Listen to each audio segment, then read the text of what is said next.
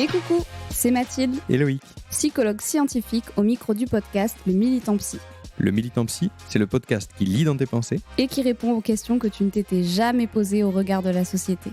au travers d'histoires de vie, d'expériences ou de paroles de pros, en solo, en duo, avec des invités. On te donne rendez-vous chaque mercredi pour déconstruire et nuancer les a priori sur la santé mentale, la psychologie, mais aussi toutes ses dérives. Le Militant Psy présente le Militant Psy. Un petit temps accordé à une grande connaissance de soi. On te souhaite une bonne écoute. Et bonjour à toutes et à tous. Bonjour. On est très content de vous retrouver pour un Militant Psy. J'étais très content d'aborder ce sujet. On y va tout de suite, c'est un Militant Psy, donc on parle direct de ce qui se passe. Quoi ? Je sais pas, tu Non, mais on va aborder l'éco-anxiété. Et en fait, je suis content parce que c'est un sujet que j'avais jamais vraiment été investigué, de savoir qu'est-ce qui se passe réellement. Et en fait, il y a une activité scientifique florissante à ce sujet, enfin, qui commence à émerger à ce sujet, qui était du coup assez intéressante. Donc, je suis régalé à apprendre un peu des choses sur ce sujet. On va commencer par le constat. Le constat qui va pas vous rassurer. Ouais, surtout si vous souffrez d'éco-anxiété, si vous êtes arrivé. Mais en fait, le constat, il est là. En fait, il y a un dérèglement climatique fort. Et ça, c'est de la chance de pouvoir dire ça. Hein. Donc, pour les éco-sceptiques, justement, partez. N'écoutez pas cet épisode. Pascal Proust, tu passes par là. Voilà. Hein, donc, ça, voilà. Hein. Donc, il y a vraiment des choses catastrophiques qui arrivent pour notre planète. Et tous les rapports sont unanimes pour dire qu'on est... On n'est pas dans la bonne direction actuellement. On n'est pas dans la bonne direction. Et puis, il faut y aller assez rapidement quoi, pour que ça puisse changer. Et espérer que ça se change le moins mal possible. Là, enfin, voilà, il faut que ça aille vite. Et te l'entendre dire à vote, même moi, tu vois, ça me génère des petits...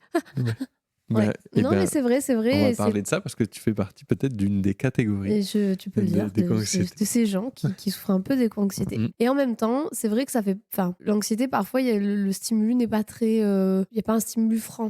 Tu vois. Fait, c'est ça. C'est ça. Le truc, c'est que souvent, tu peux te créer des inquiétudes, notamment dans le trouble anxieux généralisé, où c'est de l'anxiété pareil, avec des inquiétudes pareilles, des scénarios catastrophes pareils, mais sur des données, des fondements parfois... irrationnels ou illogiques. Voilà. Et comme tu dis, c'est vraiment la spécificité de l'éco-anxiété, c'est que la peur, le domaine anxieux, il est réel. Oui, c'est ça, c'est que là, c'est assez factuel et le stimulus, je ne sais jamais dans quel... Un stimulus, des stimuli. Ok. Il faudra que je me trouve un mémotechnique parce que je pense que ça fait du coup très longtemps que je fais de la psycho, je n'ai pas calculé, ça fait presque 8 ans et que vraiment, je ne retiens pas cette donnée-là. Mais bref, donc, passons. On y retourne. Mais en tout cas, le stimulus déclencheur est réel, quoi. Je veux dire, exactement.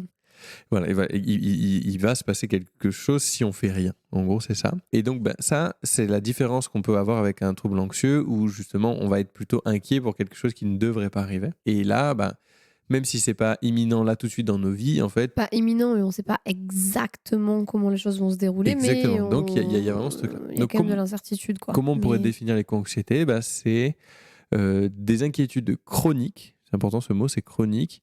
Donc, sur le potentiel crash environnemental qu'on pourrait avoir. En gros, c'est ça.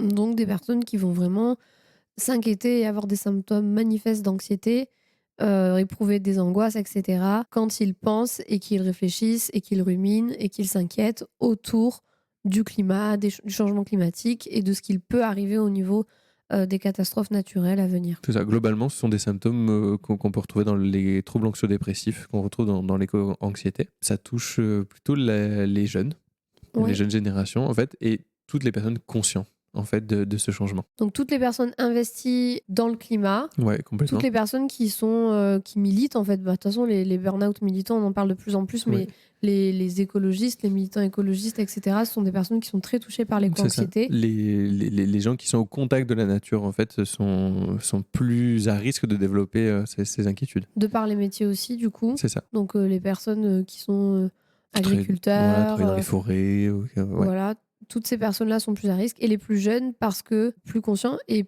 parce qu'avec tu disais tout à l'heure aussi, une moins bonne capacité d'adaptation. C'est plus difficile pour eux de s'adapter. Oui, effectivement.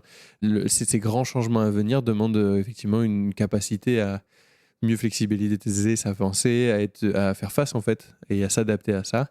Et quand on est jeune, ces capacités sont moins développées, mais surtout, en plus, quand on est jeune et qu'on vit directement dans un monde qui est marqué par ce dérèglement. Donc, dans l'éco-anxiété, il y a l'anxiété, forcément. Voilà. Mais je trouve que c'est vachement associé, enfin, en tout cas, quand j'en vois au cabinet, etc., beaucoup de colère aussi. Vu qu'il y a des. Pour le coup, on sait qu'il y a des solutions, des choses qui pourraient être mises en place, notamment par les politiques, etc. Et qu'en fait, il y a une espèce d'inaction aussi des personnes qui, globalement, s'en foutent, hein. Enfin, je veux dire, c'est pas leur Ouais, c'est pas une priorité priorité du tout. là, maintenant, de suite, parce que leur priorité, parfois, c'est de se faire juste réélire, quoi, finalement. Ben, il y a aussi une colère des plus jeunes et qui est associée à une énorme impuissance, en fait. En fait, moi, à mon échelle, j'y arrive pas et je peux pas bouger les choses parce que c'est pas dépendant de moi, quoi. D'ailleurs, il y a une majoration des risques psychologiques en lien avec la dérégulation du climat. Et les 3 impacts majeurs, ça va être des impacts directs, des gens qui sont pris vraiment par Par des un catastrophes événement, une catastrophe naturelles, tout naturelle, par ça. exemple, donc qui peut déclencher par exemple un stress post-traumatique, des choses comme ça. Quand on se fait engloutir sa maison, typiquement, ça peut être problématique. Il y a des impacts, donc, comme on disait, donc vraiment d'inquiétude, que là, on reconnaît dans les troubles anxieux. Où En plus indirect. voilà, c'est ça, plus indirect. On devrait vraiment être inquiet pour ce qui se passe et développer des scénarios de catastrophe, être dans l'inquiétude, être vraiment dans ce qu'on retrouve dans l'anxiété. Donc ça, Notamment en lien avec la confrontation avec les infos, les voilà, choses c'est qui se ça. passent, etc. Et puis après, il peut y avoir aussi des difficultés sociales et relationnelles, avec des difficultés à comprendre aussi les gens qui sont à milieu de comprendre ce qui est en train de se passer, avoir des difficultés aussi à comprendre les gens qui continuent à avoir des actions contre le climat, des trucs comme ça. Et donc ça peut créer aussi des difficultés psychosociales à ce niveau-là. Oui, et avec aussi les flux migratoires qui sont à Voilà, venir, parce que typiquement, là, il typiquement. se passe rien, En franchement, Europe, encore. en Europe, On commence, mais ouais. par rapport à ce qui va se passer, Mais si on dans continue d'autres comme pays, oui, ça, effectivement. oui, Ouais. on va forcément avoir des personnes qui cherchent des terres habitables et on peut Ouais. pas trop leur en vouloir. Mais du coup, tout ça aussi, ça amène des conflits, en fait, des conflits aussi parce qu'il y a des manques de ressources. Donc, en fait, aujourd'hui, concrètement, le dérèglement climatique a un impact réel sur la santé mentale. Et c'est justement tout là les enjeux en ce moment de la recherche, c'est savoir est-ce que c'est vraiment une nouvelle psychopathologie ou est-ce que ce sont finalement des gens qui sont conscients et du coup qui ont une attitude plutôt adaptée face à l'enjeu qui commence à arriver. Est-ce qu'il y a des choses spécifiques et est-ce que c'est une pathologie? Qu'est-ce qu'il faut faire? Et voilà, là, la recherche, elle est vraiment au début de tout ça. Oui, on va vous en parler un peu plus après, mais au niveau de la prise en charge de l'éco-anxiété ressemble beaucoup à la prise en charge qu'on pourrait retrouver dans les troubles anxieux Oui, complètement. généralisés, à part que dans le trouble anxieux généralisé, même si les personnes anxieuses ont une conscience que leur réaction peut sembler démesurée par rapport à ce qui est déclencheur et par rapport à leur inquiétude, dans l'éco-anxiété, c'est difficile de dire aux personnes qu'elles ont des réactions démesurées par rapport à ce qui est en train de se passer. Je trouve que ce qui est démesuré, c'est au contraire les personnes autour qui sont dans une espèce d'inaction et dans une Ouais, espèce complètement. d'inertie et de déni. En fait, tu parlais de climato-scepticisme tout à l'heure. Qu'est-ce qui est inadapté, tu vois? Les personnes anxieuses et qui veulent mettre des choses en place et qui militent, etc. Ou est-ce que ce qui est inadapté, c'est au contraire les gens qui sont absolument Ouais, atterrés complètement. et limite apathiques face à tout ce qu'il faudrait faire par rapport Complètement. aux enjeux climatiques qui sont, je veux dire, c'est prouvé, quoi. Complètement. Et du coup, l'enjeu, pour les psychologues, ça va être là, ça va être soit donc d'aider les personnes qui en souffrent dans leur vie et trouver des stratégies donc pour mieux réguler émotionnellement et continuer à mener des actions qui sont nécessaires, à travailler aussi sur la motivation, parce que quand on est dans ce truc-là accablant de se dire ça ne bouge pas, ça peut être difficile de remettre des choses en place justement pour continuer à œuvrer pour.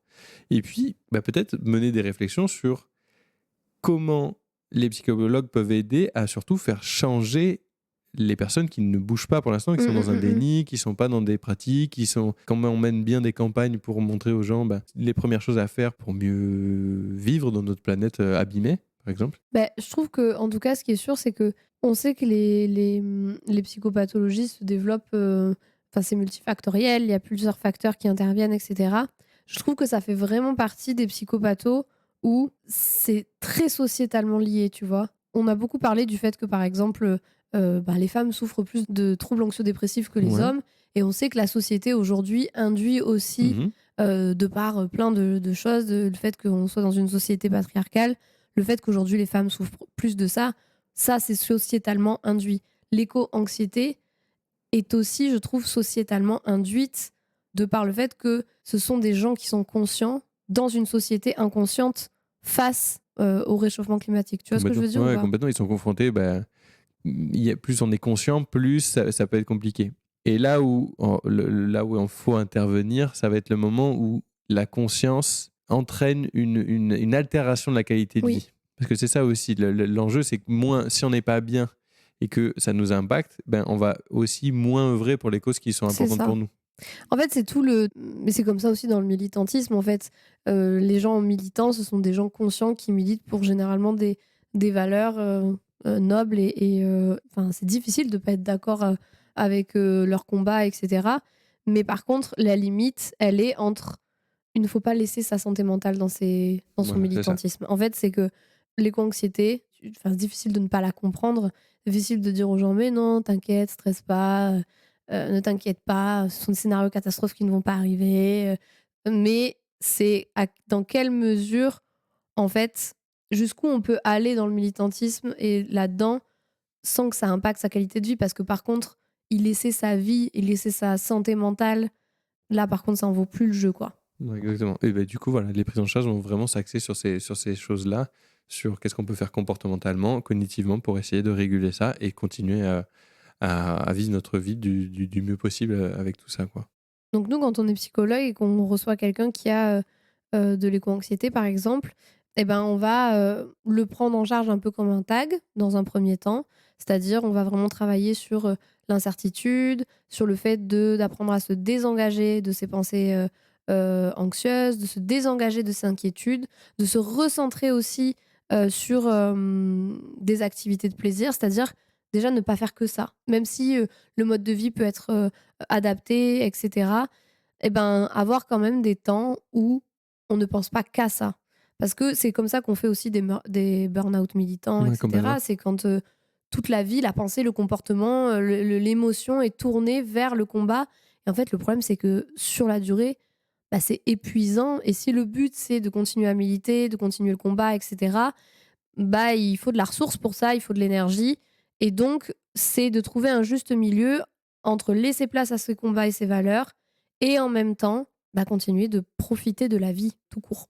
Même Complètement. si ça peut paraître parfois difficile, hein, mais Ouais, complètement. Donc ça va être ça, dans ce traitement-là, ça va être vraiment de travailler là-dessus. Et puis, réussir à développer des politiques qui vont engager de plus en plus de personnes vers le combat contre le réchauffement climatique qui est sérieux et qui est à prendre au sérieux. Et c'est ce qui fait de l'éco-anxiété vraiment une particularité dans les troubles qu'on peut rencontrer.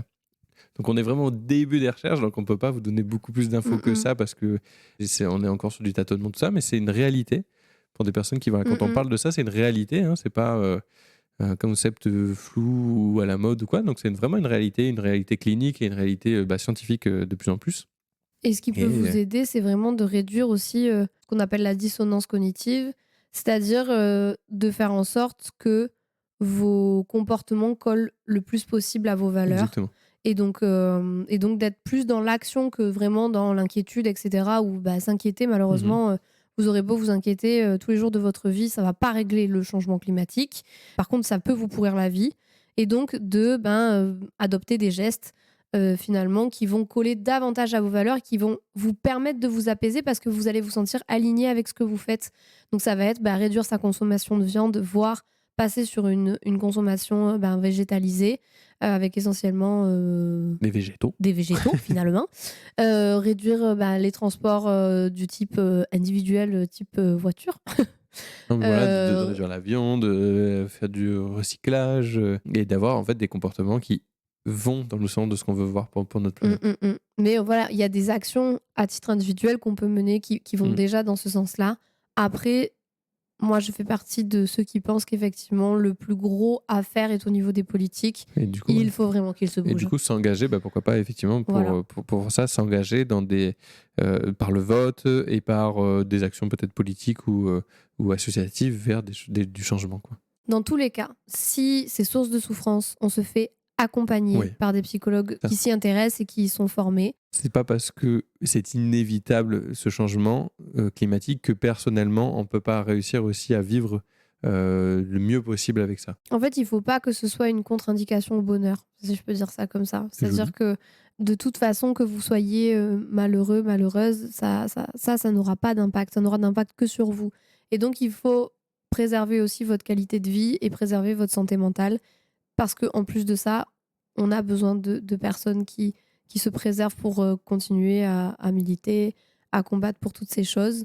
Donc, d'ailleurs, merci à tous ceux Voilà, courage et Merci à merci. tous ceux qui militent pour ces sujets-là, mais en tout cas, ce qui est sûr, c'est qu'il faut retenir, c'est continuer de vivre aussi pour vous, c'est-à-dire de garder des activités de plaisir, de loisirs, de ne pas tomber dans des inquiétudes interminables parce que ça sert à rien, et de mener des actions en lien avec vos valeurs parce que c'est ça qui vous apportera le plus de satisfaction et d'alignement et qui finalement vous apaisera parce que vous aurez la sensation d'un sentiment d'utilité et pas justement d'un sentiment d'inutilité qui alimenterait vos inquiétudes d'autant plus. Bah, Bref. écoutez, on vous souhaite une belle journée avec ça. Et voilà, il y a des choses qui peuvent se faire, c'est quelque chose qui existe.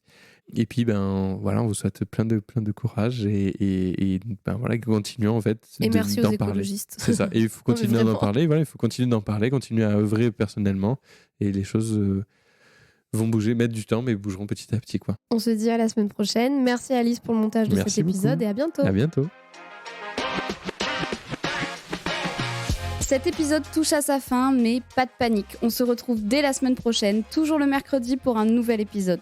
Sache qu'on aura toujours plaisir à lire ton avis ou même tes suggestions. Donc n'hésite surtout pas à t'exprimer. Et si d'ici là tu as des questions ou que tu veux suivre nos aventures, tu peux nous retrouver sur TikTok et Instagram. Les liens sont en description. On te dit à très bientôt. Et prends bien soin de toi. Très bien soin de toi.